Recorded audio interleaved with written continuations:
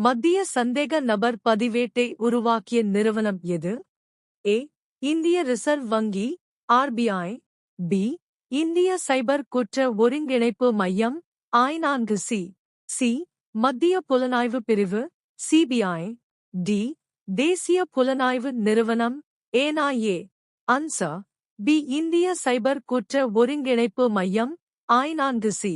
பெண்கள் தலைமையிலான தொடக்க நிறுவனங்களை மேம்படுத்துவதற்காக ஷிகோஹோட் 3.0 முயற்சியை எந்த மாநில அரசு தொடங்கியுள்ளது? A. Odisha. B. Haryana. C. Punjab. D. Gujarat. Answer C. Punjab. Veer Gatha 4.0 திட்டம் எந்த அமைச்சகங்களின் கூட்டு முயற்சியாகும்? ஏ. கல்வி மற்றும் விளையாட்டு அமைச்சகம். பி. கலாச்சார மற்றும் பாதுகாப்பு அமைச்சகம்.